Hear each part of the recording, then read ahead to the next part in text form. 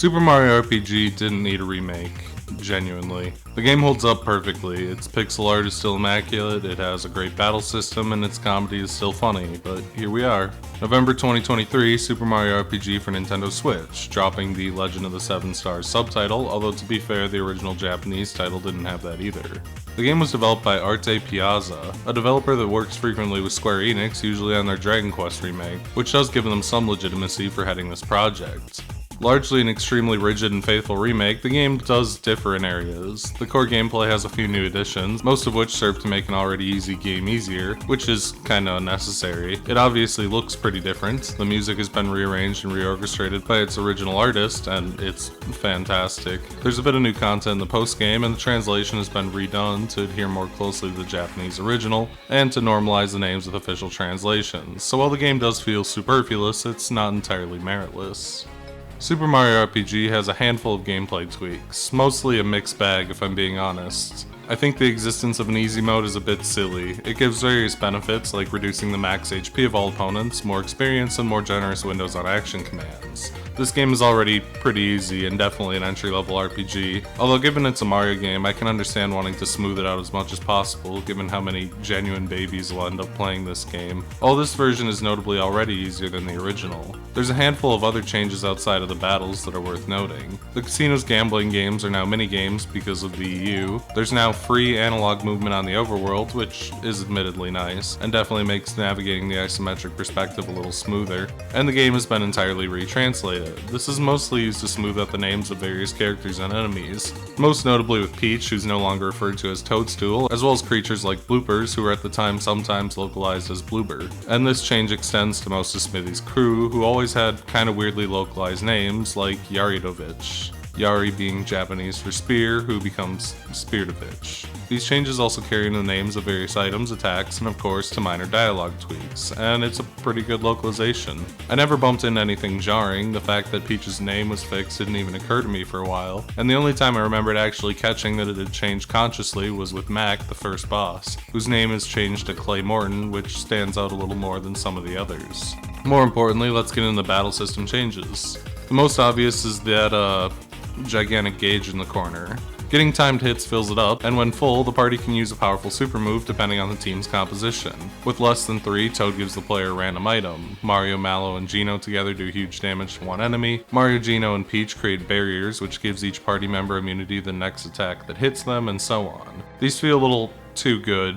You kind of just passively get them if you're paying any attention to the game, and they do have a tendency to really undercut most bosses, although they are admittedly more justifiable when the new super bosses show up. In addition to this is a new combo mechanic. I actually really like this feature. Getting timed hits repeatedly gives passive bonuses over time, again based on party composition, and getting a larger boost as the combo streak increases. Mario causes the gauge to increase faster, Geno boosts attack and speed, Bowser boosts defense, Mallow boosts magic attack, and Peach boosts magic defense. This gives a constant incentive to keep up with timed hits even on enemies you naturally one-shot, and further incentivizes learning the timings of the weirder moves. To help with the new timings, the first few times you use a new move, or if you miss the action command frequently, a small indicator pops up. I actually found this immensely helpful. Some enemies have very off action command timing, and magic attacks are all over the place. When I played through this game on the Super Nintendo, I was always wondering what the command for Mal's lightning attack was. When it first starts, right as the enemies are struck by it? No, it's somewhere in the middle, kinda just arbitrarily without any real indicator. And I like that when you get consistent in a move, the training wheels go away. It's a clever solution if you're adamant about not fixing the issue that some of the action commands have. Furthering that, single target magic attacks that are used against you can now be blocked, although most spread moves remain unblockable. This is another pretty cool addition, giving you a bit more control over the defensive end of battles, as magic was definitely something that could just wipe you really quickly if you were unlucky. Perfectly timed hits also deal damage to all enemies in a battle, doing about a fourth of the main hit. This is another one I'm kinda mixed on. It's real nice for clearing trash mobs as you level out of an area, but it does shatter bosses who are either multi-bosses or who spawn enemies as part of their gimmick.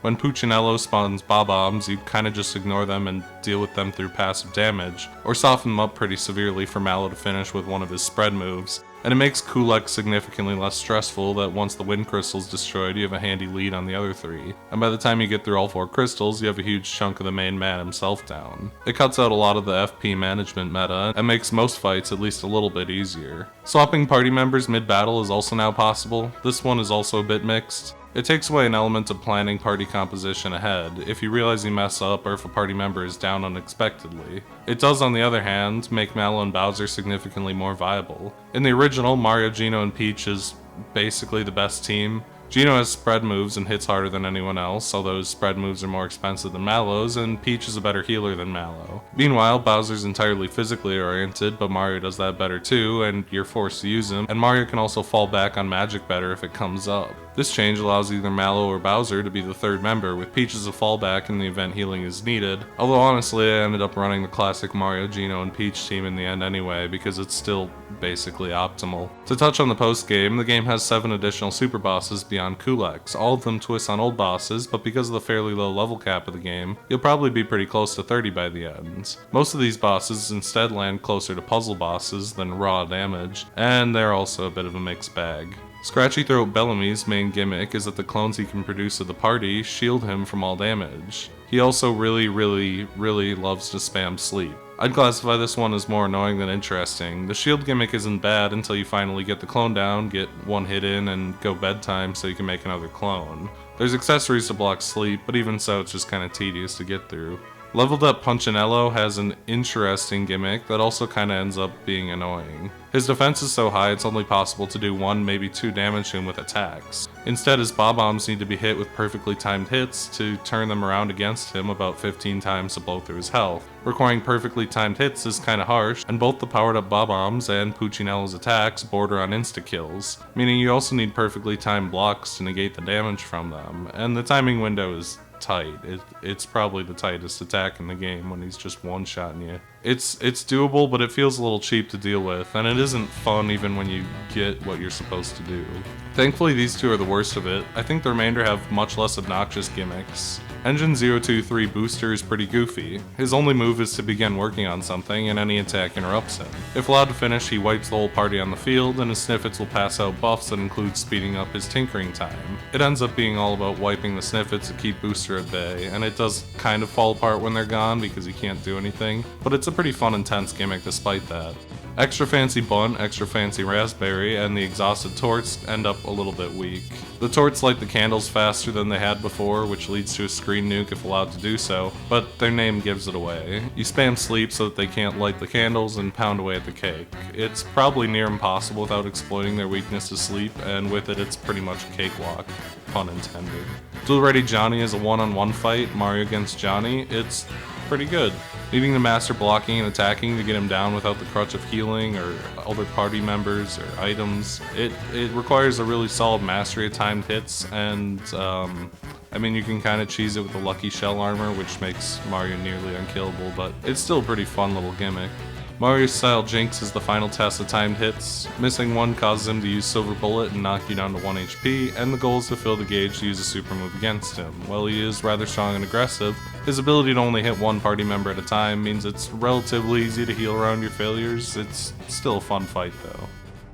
The real treat is Kulex 3D. Speaking of, the gag with Kulex being 2D is way funnier in this game where the contrast is greater, but yeah, Kulex 3D isn't actually that different. The payoff to the original gag is good and the new music is incredible, but also the main gimmick is every 5 turns, including the first, Kulex uses Meteor and knocks the whole party down to 1 HP, which given the extra danger the crystals provide this time around, including turning off buttons and more power in general, not to mention when one gets destroyed all the others in Kulex get a specific buff, like the wind crystal giving the others a speed boost. It does get a little intense and you kind of need to micromanage getting through the crystals and preparing for the meteor every 5 turns, although it's definitely manageable. You can't speedrun Kulex himself either like you could before. Knocking him out while a crystal's still on the board causes him to consume it and regenerate with full HP, which is a pretty funny gimmick.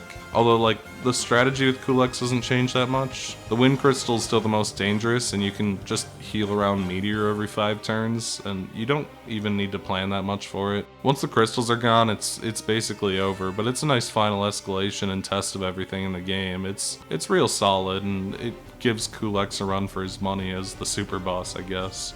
To touch on the presentation, it's mostly good. Tiny Mario and Peach are kind of off-putting, to say the least, in this more high-fidelity art style, but everyone else comes out okay. And the characters that are unique to Mario RPG, like Mallow and the Smithy Gang, come out real nice. Plus the backgrounds and environments are pretty spot on. They're really pretty recreations with lots of effects and background stuff and detail. I do have a preference for sprite-based art styles, but for what it is, it comes out looking pretty good. The pre-rendered cutscenes are a highlight. I love the boss intro animations, the big super move animations, and the few story cutscenes. SquareEnix has really pushed how good pre-rendered cutscenes can look for ages, and this is certainly no exception. Another notable thing visually, most attack animations for magic attacks have been slimmed down some. Some of them went on for ages in the original, so it's a welcome change. The music is the real star though. The original already had a fantastic, amazing, gorgeous soundtrack. So giving that the full orchestral treatment, it's incredible, with fresh arrangements done by the always incredible Yoko Shimomura, who composed the original game and recorded by Square Enix's in-house orchestra. Even if you never played the remake, it's worth listening to the soundtrack. It is a fantastic rendition of a bunch of fantastic tracks. Super Mario RPG, the Switch remake, is a good game, but it's also a good game on the Super Nintendo. The remake has a number of small changes. The new super bosses are cool if you're craving more Super Mario RPG, even if they're a bit of a mixed bag themselves, but for the most part the game is Super Mario RPG, but with a bunch of kind of superfluous changes that make the game easier. If you're already a fan of the original, I don't know how much you'll get out of this beyond the fantastic rearranged music, which is on YouTube. If you're interested in playing the game for the first time, you might get more out of this version. The core of the game is still Mario RPG, and that's a hell of a game. But its changes are too much of a mixed bag for me, and perhaps too slim for the big, meaningful stuff for me to wholesale recommend it to people who've been through the game before. Frankly, if the Super Nintendo original was on Switch Online, this remake, for as high quality as some of its elements are, just wouldn't need to exist. It's a fantastic game and a good enough remake, but ultimately it just kind of feels redundant with the already perfect original.